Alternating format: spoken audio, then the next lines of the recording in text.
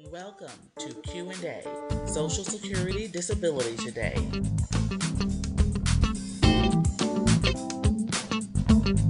This program is brought to you by the Reeves Law Firm, representing you and your Social Security and disability needs.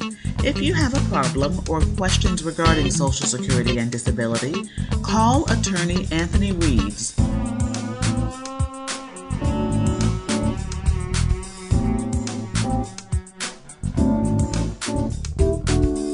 Here's your host, attorney Anthony Reeves. On the left, everything you own in a box to the left. And you know I'm sitting here singing a Beyonce song. One, because I like Beyonce. Hey, I'm going to hate and put myself out there as well. But I laugh because this is probably the most appropriate topic that pops up to me when people ask me about, why does Social Security care if I'm doing a little work on the side? And I'm like, okay. You got to be careful when you're doing a little work on the side, because sometimes that side work may be considered self-employment. And what do you mean by what do you mean? I'm a little concerned. When I'm talking about doing a little work on the side, I'm not talking about working for an employer part-time. That's not what I'm talking about. I'm not talking about, you going in and helping cut a yard here and there, even though you need to think about that too, but that's not what I'm talking about. I'm talking about, you having your little side business. Maybe you're doing a little side business of making cards, making floral arrangements, cutting a yard for yourself and so forth like that. That might be considered self-employment. And you would say, well, I don't understand what the problem is.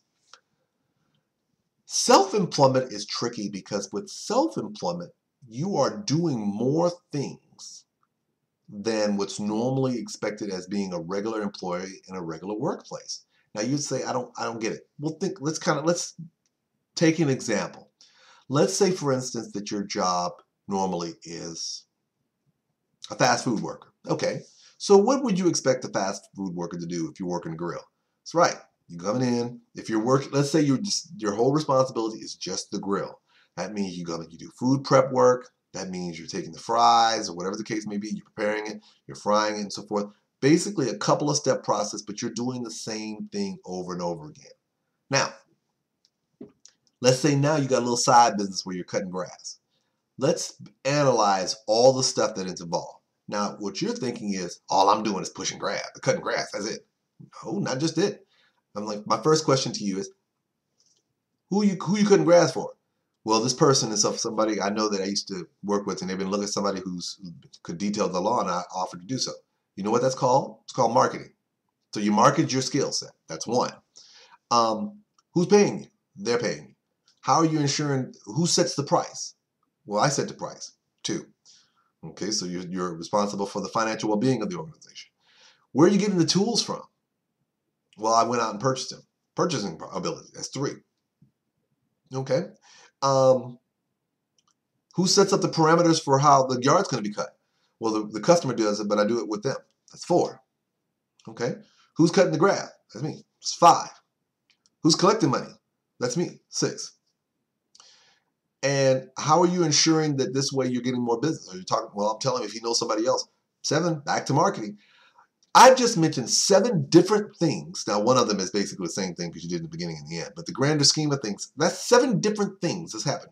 In addition to what happens if the equipment breaks down. Who fixes that? Well, I'll either go in or I'll replace it. 8.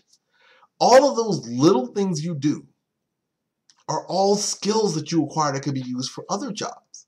So when you're doing these side gigs like these, the question then becomes, well, why can't you do that on a full-time basis? Why can't that be considered work? And you're like, but I was only doing it every now and then.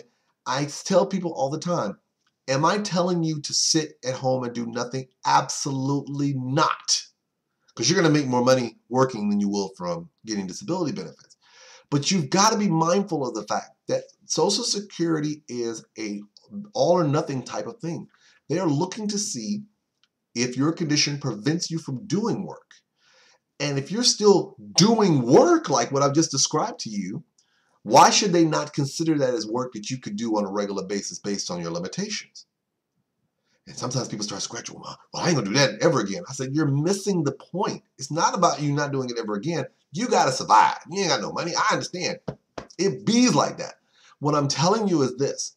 Your actions you take during the disability process will have an impact on the process. So if you decide to do something like this on the side, be mindful of all of those little things. Did you get the job cutting grass because you went out and you solicited somebody?